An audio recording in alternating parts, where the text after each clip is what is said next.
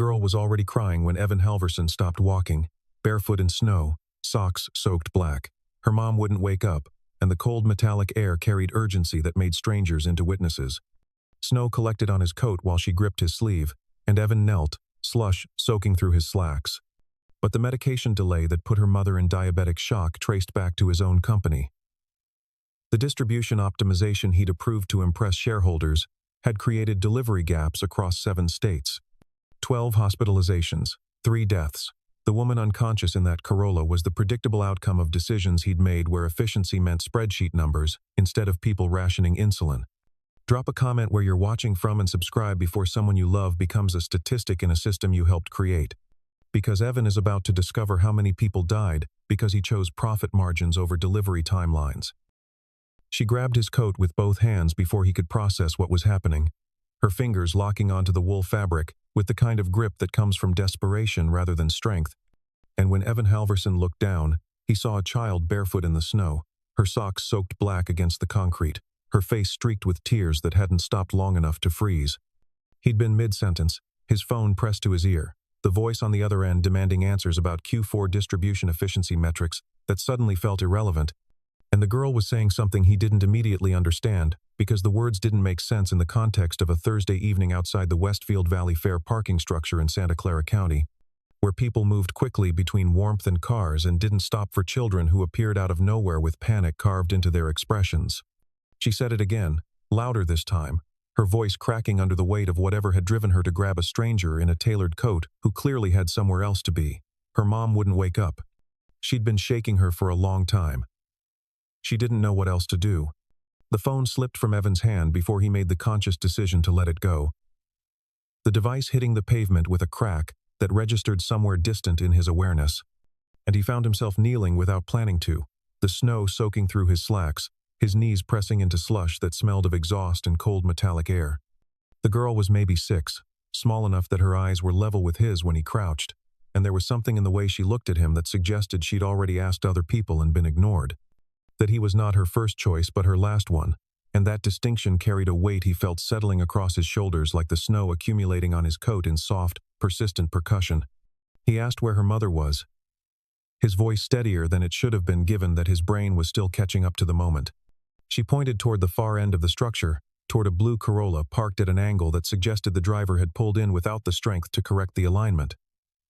And Evan realized he was already moving, already following her small frame as she turned and walked with the certainty of someone who'd made this trip before, who knew exactly how many steps it took to reach the car where her mother sat unmoving behind a windshield beginning to fog from the inside. The distance between where he knelt and where the car waited felt longer than it should have. The kind of spatial distortion that happens when the brain recognizes it's about to see something it can't unsee, and he became aware of his own heartbeat accelerating in rhythm with the girl's wet footprints marking the concrete ahead of him. Subscribe before you miss the warning signs in the people you pass every day. Behind them, his phone buzzed against the pavement, the screen illuminated with messages that would go unanswered, and ahead, through the dim yellow light of the parking structure, he could make out the shape of a woman slumped forward in the driver's seat, motionless in a way that made the cold air feel suddenly heavier, more deliberate, like the snow had been falling all along with the specific intention of bringing him to this exact moment where choice became the only thing that mattered, and hesitation became impossible. The driver's door opened with resistance, hinges protesting against cold that had settled into metal, and the smell hit Evan before he registered what he was seeing: antiseptic, mixed with stale coffee, and something underneath he recognized from visiting his father in hospice, the scent of a body struggling against systems already beginning to fail. Alina Ionescu was slumped forward, her forehead pressed against the steering wheel, hard enough to leave an indentation on skin gone waxy and gray, hands still gripping the wheel like she'd been trying to hold on to something solid when consciousness slipped away. Evan reached for her wrist, searching for the pulse point the way a first aid instructor had demonstrated on a plastic mannequin in a conference room he could still picture clearly, and he found it faint, irregular, more suggestion than certainty. The girl climbed into the passenger seat without being told. Her movements practiced in a way that suggested she'd sat there during emergencies before, during moments when her mother needed her to be still and quiet and small. She said her name was Mara, that her mom was Alina, that they'd driven from Modesto before dawn because the clinic there stopped taking walk-ins 3 weeks ago and the next appointment wasn't until February. She explained this in the same tone someone might use to describe a route to the grocery store, factual and empty of emotion, and Evan understood she'd learned to compress crisis into simple sentences because adults responded better to brevity than panic. Alina had said she just needed to close her eyes for a minute, Mara continued, before the snow started falling harder, before people walked past without stopping. Paramedics arrived within 8 minutes, though snow had begun complicating response times across the county, turning what should have been 5 minutes into something slower. They worked with the efficiency of people who'd seen diabetic emergencies before, checking glucose levels that registered dangerously low, establishing IV access in veins that had begun to collapse, loading Alina onto a gurney that barely fit between the Corolla and the concrete column. Stanford Hospital was 17 minutes away under normal conditions, the lead paramedic explained, though tonight, nothing qualified as normal. Evan followed the ambulance through streets where snow accumulated faster than plows could clear it. Mara beside him counting intersections in a whisper he suspected was less about navigation and more about control. The emergency department intake involved forms and questions and insurance verification that revealed gaps Evan noticed but didn't yet understand coverage that had lapsed. Medications listed under a distribution network that carried a name he recognized from quarterly reports he'd signed without reading closely. A doctor emerged after what felt like hours but measured closer to 40 minutes. Her expression carefully neutral in the way medical professionals practiced when delivering information requiring preparation, and she gestured for Evan to follow her down a hallway that smelled of bleach and floor wax, away from where Mara sat swinging her legs from a plastic chair, still counting things only she could see.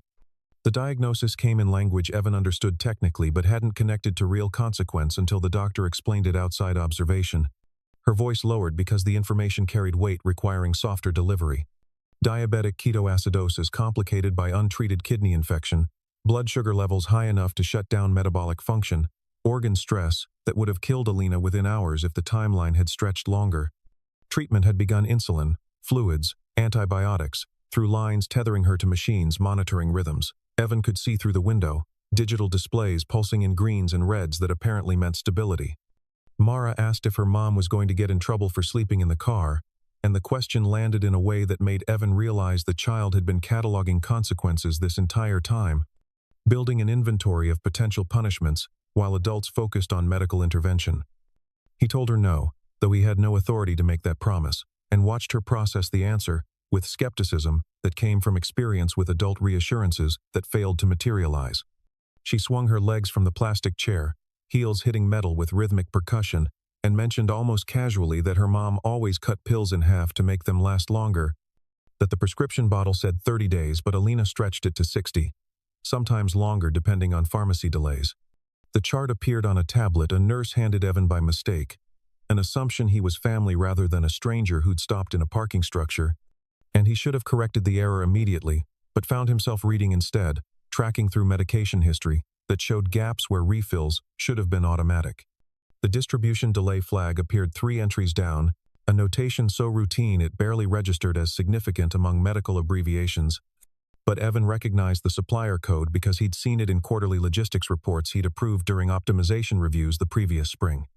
Halverson Medical Distribution Network, a subsidiary he'd greenlit for regional consolidation after analysts demonstrated cost savings that would impress shareholders during earnings calls, and here it was embedded in the chain of events that had led to a woman unconscious in a parking structure while her daughter stood barefoot in snow asking strangers for help. Subscribe before someone you love becomes a statistic in a system you helped create. He closed the tablet and said nothing. Recognition settling behind his ribs where it pressed against breathing, and when the doctor returned, she brought news that shifted the ground underneath whatever stability he'd imagined. Alina needed transfer to a specialty unit with resources Stanford couldn't provide, a facility in Salt Lake County, Utah, handling cases where multiple organ systems required intervention, and transfer would happen within 48 hours regardless of weather. Mara couldn't accompany her mother on medical transport, the doctor explained, and county protocols for unaccompanied minors had been triggered the moment intake staff realized Alina arrived alone with a child who had no legal guardian present, which meant social services had been notified and temporary placement procedures were now in motion, whether Evan understood the implications or not. The social worker arrived with paperwork outlining processes Evan had never considered existed, custody protocols, and emergency placement procedures designed for exactly this situation, where a child had no verifiable guardian and the only adult present was a stranger who'd stopped in a parking structure.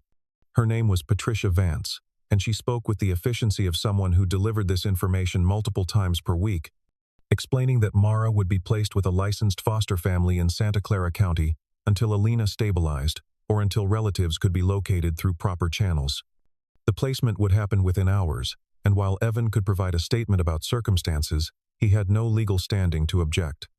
Evan asked how long placement would last, and Patricia explained timeline depended on variables outside her control: Alina's recovery, relative searches across jurisdictions, the court's assessment of guardianship fitness once medical crisis resolved into legal questions about permanent custody. It could be days or considerably longer depending on what investigators discovered about Mara's living situation before the parking structure. Mara sat in the same plastic chair, still swinging her legs, still counting in whispers, and when Patricia approached with gentle questions about family members, the child went silent in a way that suggested she'd learned strategic information management from adults who'd asked similar questions before. Evan made the decision somewhere between Patricia's explanation and the moment he watched Mara's expression close down into practiced opacity. He told the social worker he understood the protocols, thanked her for the clarification, and waited until she left before approaching the nurse's station to ask about visitor policies for patients being transferred to Salt Lake County. The nurse explained medical transport didn't accommodate family members, that Evan would need to make his own arrangements if he wanted to be present when Alina arrived at the specialty unit. 20 minutes later, Evan was walking Mara through the hospital's main entrance toward the parking structure where his car waited, her hand small and cold in his, a stuffed rabbit she'd retrieved from the Corolla tucked under her other arm. The drive from Santa Clara through Reno to Elko took 11 hours through weather that forced periodic stops, and by the time they crossed into Utah the next morning, Mara had fallen asleep against the window, her breath fogging glass that had frozen along the edges.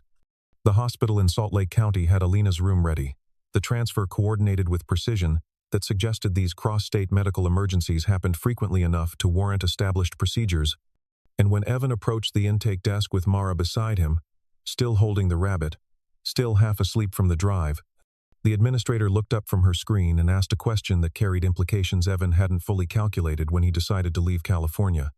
Who exactly was he to this child, and what documentation did he have to support his claim of guardianship or familial relation? Evan had answered the administrator's questions with what little truth he could offer: that he'd met Mara during a medical emergency, that he had no legal authority, that he was staying until Alina recovered. The hospital allowed it, whether from compassion or bureaucratic oversight he couldn't determine, and for 72 hours, custody existed in suspended uncertainty while monitors tracked Alina's recovery. Alina woke on the third day, eyes opening without confusion, and asked whether Evan had told Mara the truth. He didn't understand initially, assumed she meant truth about her condition or the transfer, but Alina's gaze held steady in a way that suggested she'd been listening to conversations around her bed. She asked again, voice rough from intubation, and this time specified which truth about Mara's actual relation to her, about why they'd been moving county to county for 3 years, about what would happen if courts compared notes and realized the guardianship case had never properly closed. Evan pulled a chair closer, metal legs scraping linoleum, and listened as Alina explained what he should have suspected. Mara wasn't her daughter by birth or adoption or any legal arrangement that would survive documentation review. She was her niece, child of Alina's younger sister who died outside Twin Falls, Idaho 3 winters earlier when black ice sent her sedan into a ravine during a storm that closed highways for 2 days before anyone found the wreckage. The guardianship petition Alina filed in Jerome County should have been straightforward, except the judge had questions about Alina's diabetes management and whether her condition represented stability risk for a child already dealing with parental loss. And those questions turned into delays that turned into requirements for medical documentation that turned into months while Mara stayed in temporary foster care. So Alina had removed her from the system before the next hearing, before the county could rule on fitness, before permanent placement became a court order she couldn't reverse. And they'd been moving ever since Modesto, after Twin Falls, Sacramento, back to Modesto, then south toward clinics that still took patients without appointments and pharmacies that didn't flag irregular refill patterns. Every move bought them weeks or months before someone connected documentation, before school enrollment triggered a welfare check, before medical intake revealed coverage gaps.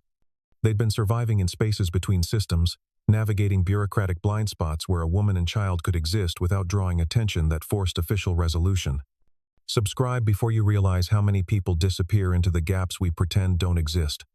The monitors beside Alina's bed registered rhythms, stabilized enough for doctors to discuss discharge timelines, but Evan understood medical improvement didn't solve the problem that had brought them here.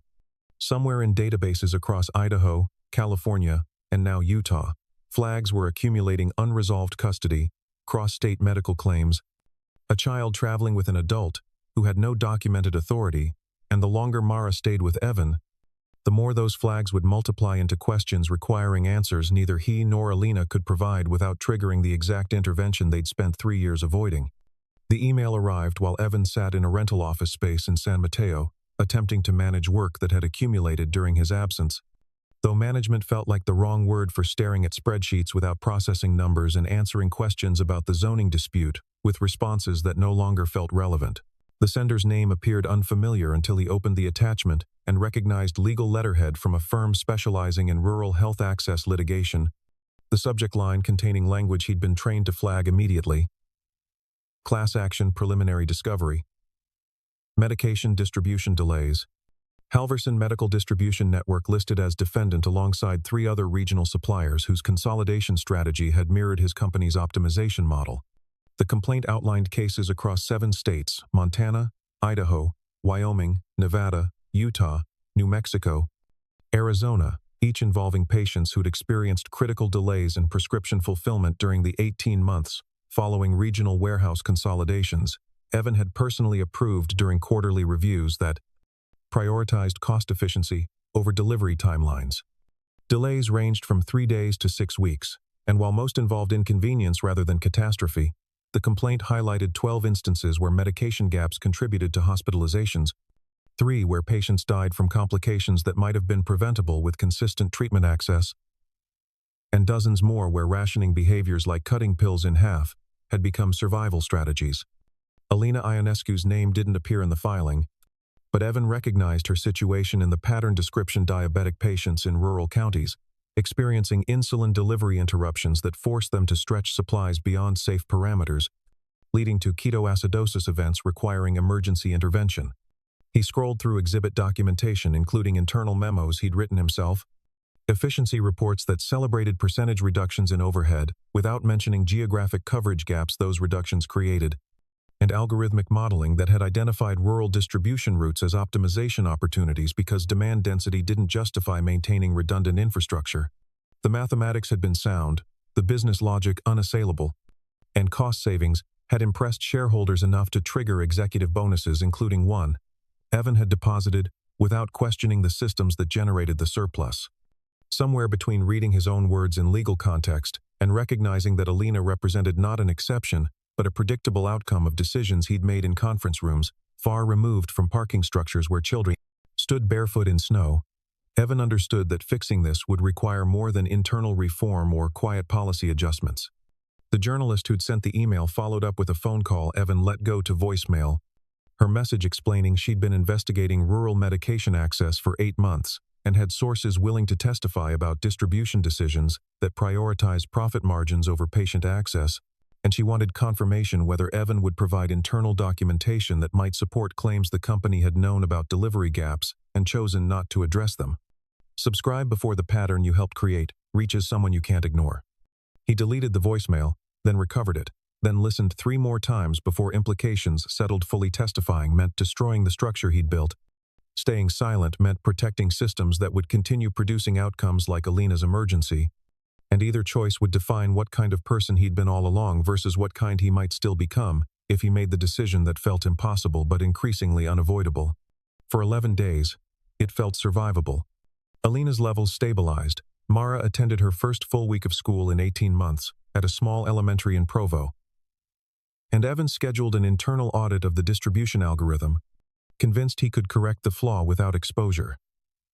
The journalist's voicemails decreased in frequency, tone shifting to something like resignation. And Evan told himself the story had lost momentum.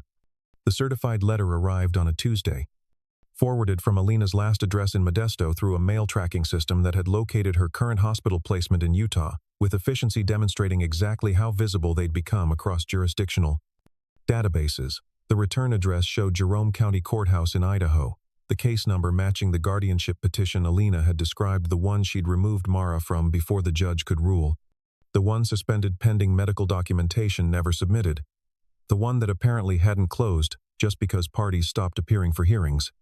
The letter explained that new information had triggered case review, specifically that Mara Ionescu had been flagged in medical intake systems across 3 states in the past month, that cross-referencing revealed the child's current location and custodial status, and that the court was reopening proceedings to determine permanent placement, given that original concerns about Alina's stability had been dramatically confirmed by recent hospitalization records obtained through standard information-sharing protocols between child welfare agencies.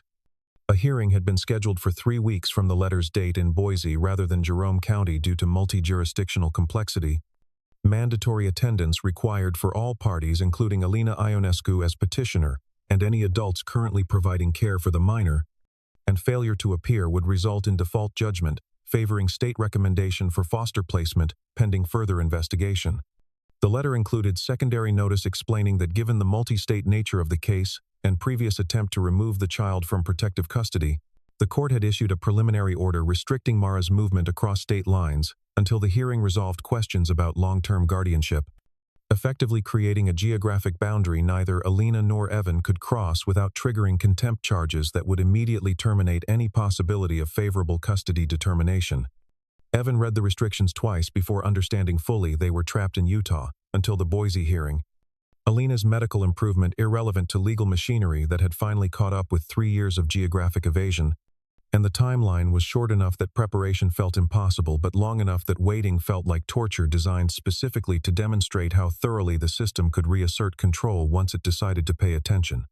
The letter's final paragraph noted that the court had been made aware of Evan's involvement through hospital documentation listing him as emergency contact, and that his presence at the hearing was strongly recommended given his apparent role in interstate transport of a minor without documented custodial authority.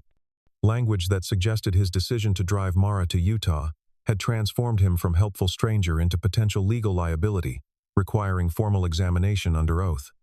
The drive from Provo to Boise took 7 hours through weather that had turned early, snow arriving in October when forecasts had predicted clear conditions, and Mara sat with the rabbit in her lap, watching flakes accumulate faster than wipers could clear them. Alina had been discharged 2 days earlier, too weak to make the drive and too aware that her presence might hurt more than help, given how thoroughly her choices had been documented in case files that painted survival as reckless endangerment. They'd left her at the borrowed apartment near the hospital. Mara had been quiet for 3 hours, counting mile markers and watching landscape shift from Utah's red rock to Idaho's agricultural stretches. But somewhere past Pocatello, she turned from the window and asked a question that landed with unexpected weight. Do adults ever notice when small things break? Or do they only pay attention when everything falls apart at once, and there's no way to fix it quietly? Evan kept his eyes on the road, hands steady, even as the question settled between them. He asked what she meant, and she explained that her mom had been cutting pills in half for months before the parking structure, that pharmacy delays had started small and gotten worse in patterns anyone tracking deliveries should have noticed, that the Idaho caseworker had flagged diabetes concerns but moved counties before following through, and that all of it felt like moments when someone could have stopped things from becoming emergencies if they'd been paying attention to details that seemed too minor to matter until they accumulated into catastrophe. The snow was falling harder now, accumulating on Evan's coat where it pressed against the driver's seat, the same soft percussion on fabric he'd felt in the Santa Clara parking structure, the same cold metallic air seeping through gaps. He told her the truth, that adults often didn't notice small breakages because noticing required acknowledging complicity in systems designed to fragment responsibility until no single person felt accountable for outcomes requiring multiple failures to produce. Subscribe before the small cracks you ignore become the collapse you can't prevent. Mara absorbed this without comment, and they drove the rest of the way in silence that felt less like absence of conversation and more like mutual recognition of problems too large for either to solve alone. Boise appeared through the storm before sunset, the courthouse visible from blocks away, and when Evan parked and helped Mara from the car, snow was collecting on her shoulders with the same deliberate accumulation from their first meeting, flakes melting against warm skin. Inside, the waiting area smelled of floor wax and recycled air, and a clerk explained that Evan would be called to testify under oath about transporting Mara across state lines, about his knowledge of the guardianship dispute, and about any information he possessed regarding systemic issues in medication distribution that might be relevant to assessing Alina's fitness claims, which meant the choice he'd been avoiding since the journalist's first voicemail was no longer theoretical, but scheduled for 9 o'clock the following morning, when the judge would ask him to swear his testimony would be complete and truthful, regardless of consequences. Morning arrived with pale light that made snow look blue against courthouse steps, and Evan stood outside with Mara beside him, both watching flakes drift down in the same deliberate pattern from their first meeting in a parking structure that now felt like someone else's memory. The cold metallic air carried the same scent, the same soft percussion of snow against fabric, and when Evan looked down he could see the same accumulation on Mara's shoulders from when she'd grabbed his coat.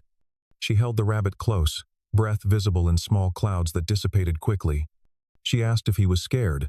He told her yes, that he was scared of what testifying would cost and scared of what staying silent would cost other people, and that sometimes being an adult meant choosing between versions of afraid rather than between afraid and safe.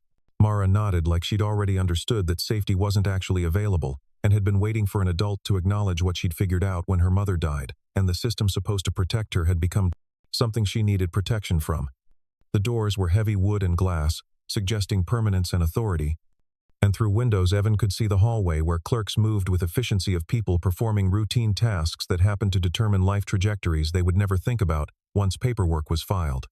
He thought about the parking structure, about the moment when Mara's hands had gripped his coat and he'd chosen to kneel instead of walking past, and he understood now that the decision hadn't been whether to help a child in crisis, but whether to acknowledge that crisis existed in forms he'd helped create, through decisions made in conference rooms where optimization meant spreadsheet numbers rather than people rationing medication because the system had calculated their geographic location didn't justify maintaining distribution infrastructure.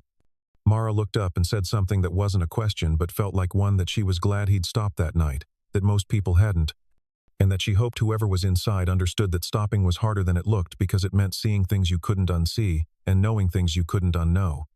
Subscribe before you walk past the moment that changes everything.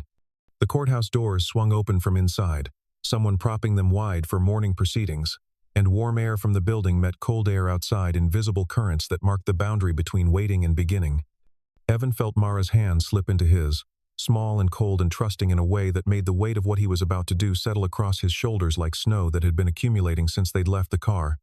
And somewhere between standing on those steps and preparing to walk through doors that would close behind them, with finality of choices that couldn't be unmade, he understood this moment had been inevitable from the second he'd decided to kneel in snow and listen to a child who needed someone to pay attention before everything collapsed into emergency.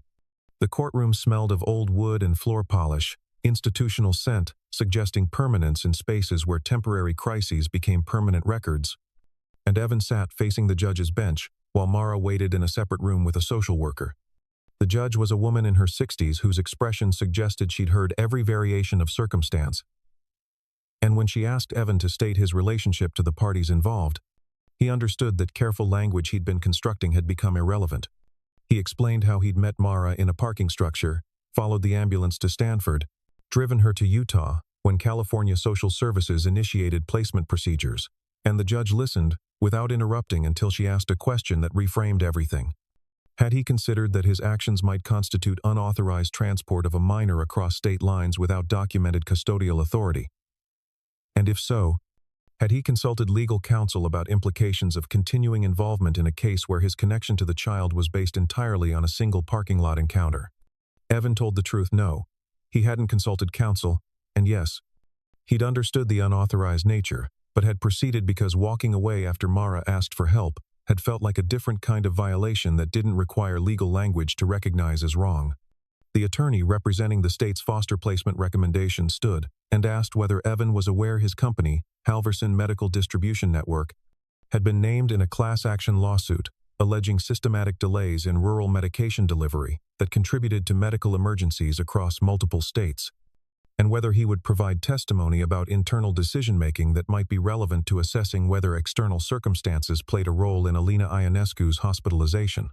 The question hung in the air with implications extending far beyond this courtroom, beyond Mara's guardianship, beyond even the distribution delay pattern, and Evan understood that answering honestly meant destroying the professional structure he'd spent years building, while staying silent meant protecting systems that would continue producing emergencies until someone with authority decided optimization didn't justify the human cost of efficiency. The judge asked if he needed time to consult counsel before responding to questions with legal implications for his company or personal liability, and Evan said no, that he understood the implications and was prepared to testify. Outside, through courtroom windows, he could see snow beginning to fall again, with the same soft persistence that had marked every critical moment since the parking structure, flakes accumulating on glass in patterns, suggesting repetition rather than coincidence. And somewhere in the space between the judge asking her next question and Evan opening his mouth to answer, he realized that stopping that night in the snow had changed everything about who he was and what he valued. But what it would actually cost, what testifying would destroy, what staying silent would protect, what choosing truth over structure would mean for Mara's future and Alina's guardianship and the people still rationing medication in counties his company had decided didn't justify maintaining delivery infrastructure, none of that had landed yet, and the moment before consequence was the only moment left where choice still felt like something he controlled rather than something that controlled him.